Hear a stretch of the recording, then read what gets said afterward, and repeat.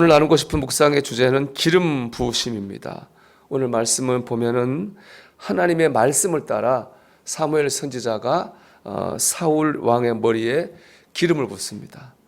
하나님의 말씀에 따라 이제 기름을 부은 거니까 영적으로는 하나님이 기름 부으신 거죠. 기름을 붓는다는 것은 이제 어제 말씀드린 것처럼 머리에 기름을 붓고 이렇게 만진다 이런 뜻입니다. 이것은 하나님께서 인정한다는 뜻 있고요. 또 주의 종이 되었다 그런 뜻도 가지고 있습니다. 그래서 구약에 보면은 왕, 또 제사장, 선지자들 이렇게 하나님이 일하는 사람들은 기름 부으심을 받았습니다.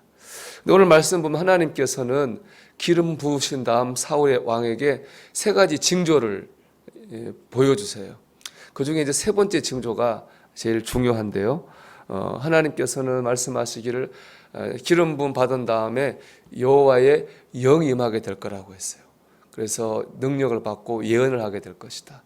그리고 새 사람이 되게 될 것이다.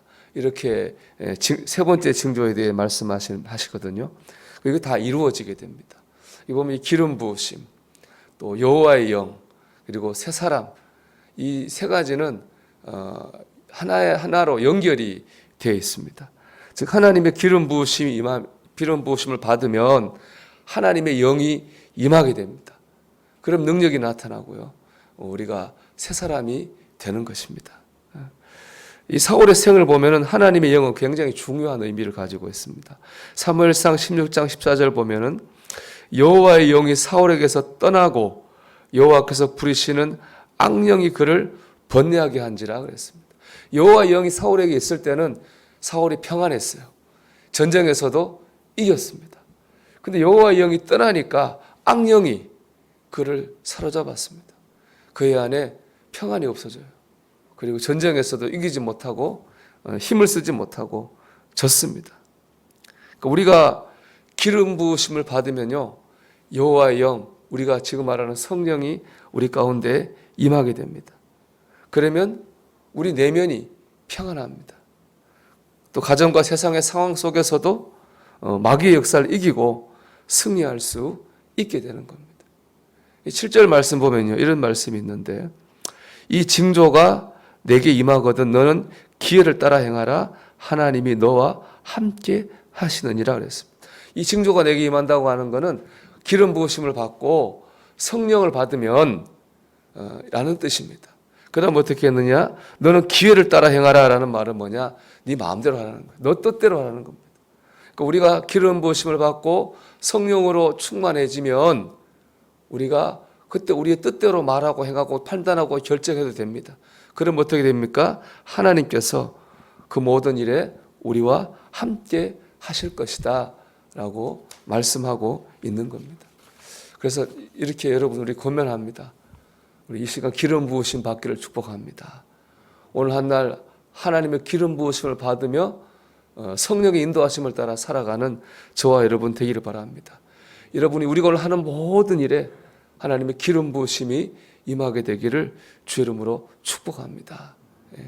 그러면 내가 지금 기름 부으심 받았는지 안 받았는지 어떻게 알 수 있을까요? 이게 중요하죠. 기름 부으심 받고 성령이 임하면 내가 생각한 대로 해도 하나님 함께 하시잖아요. 근데 그렇지 않으면 내 뜻대로 하면 안 되니까 내 영적 상태를 알아야 되겠죠. 내가 지금 기름 부으심 받았느냐 안 받았느냐. 내 영적 상태를 알 수 있는 방법은 새 사람이라는 이 말 속에 있습니다. 여기서 새 사람이 된다고 하는 거는요, 문자적으로 보면 여호와의 영을 받음으로 자신의 아집이 사라지고 하나님이 주시는 새로운 자아를 얻는다 이런 뜻인 거예요. 즉 내 안에 그동안 있었던 내 생각, 내 감정 이런 인간적인 자아는 사라지고 하나님 주시는 새 마음이 주어지는 거예요.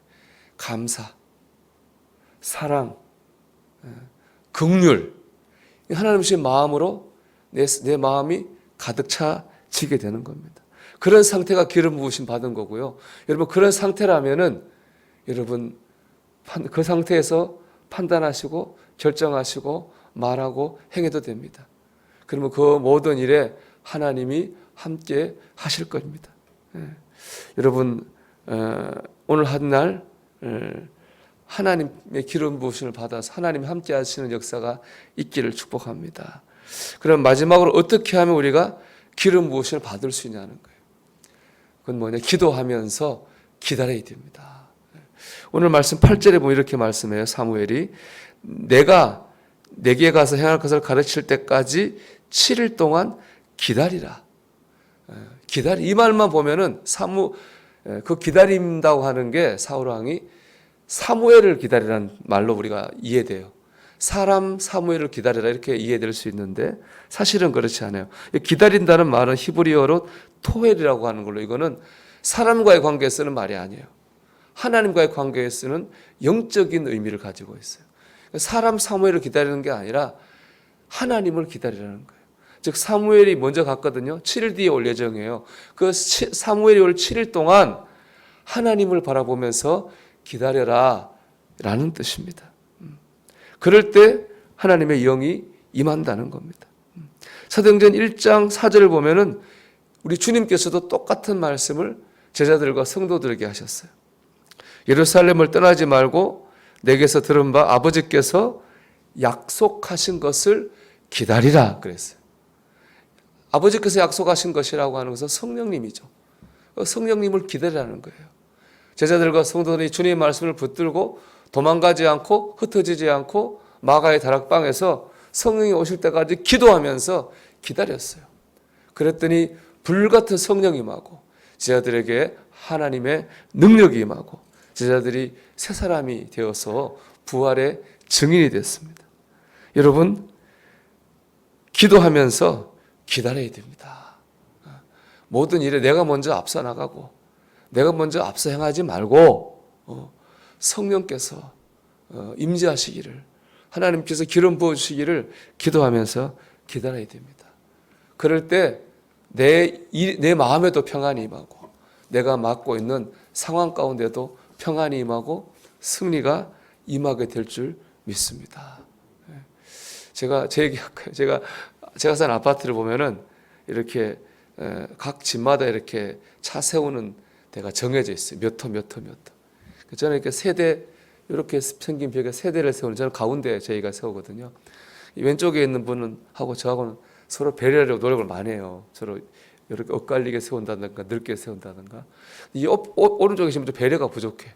이 벽하고 주차장 선 사이에 한 이만큼 공간이 있어요. 그러면 조금만 바퀴 하나만 오른쪽으로 붙이면 세대가 다 평안해. 근데 이분은 그걸 안 하고 항상 오히려 왼쪽으로 붙여요. 불편하잖아요. 제가 6년 살았는데 지난해 연말에 좀 불편했어요. 그래서 스트레스를 받았어요. 얘기할까 하는 생각을 해봤어요. 조금만 옆으로 대시라고. 근데 그렇게 얘기하면 또 잘못하면은 불화가 생길 것 같아요. 어떻게 하면 좋을까? 기도를 했어요. 기도하고 그래 그냥 참자. 우리가 그래도 사역자 가족인데 우리가 잘못해서 언쟁이 나면은 그것도 하나님 영광 가리잖아요. 저도 불편하고 그냥 참았어요. 그랬더니 지난 월요일 봤더니 차가 없어요. 집사람 얘기를 그분이 이사 갔다는 거예요. 깨끗해졌어요. 제가 감사했어요. 그 이사 간 감사한 게 아니라 그때 참 잘 참았다. 참 잘 참고 얘기 안 하길 잘했다. 그때 뭐 얘기한다고 해서 세상적으로 나쁜 건 아니지만은 그랬다가 혹시 또라도 언쟁이 생기면 그 관계가 평안하지 않고 제 마음에 평안이 없고 하나님 영광을 가리지 않았겠어요. 그래서 제가 참 그때 내가 잘 참았구나 그런 생각을 했습니다. 여러분 기도하면서 기다려야 됩니다. 그럴 때 성령 기름 부으심이 임하게 되고 그럴 때 평안이 있고 그럴 때 우리가 마귀로부터 영적인 승리를 얻게 됩니다. 여러분 오늘도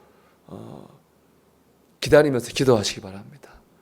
기름 부으심이 내 안에 임할 때까지 기름 부으심이 내가 맞닥뜨리고 있는 상황이 임할 때까지 우리가 기도하며 기다리는 가운데에 성령의 인도하심을 따라 우리 기름 부으심을 따라 승리하는 저와 여러분 되시기를 주님의 이름으로 축원합니다.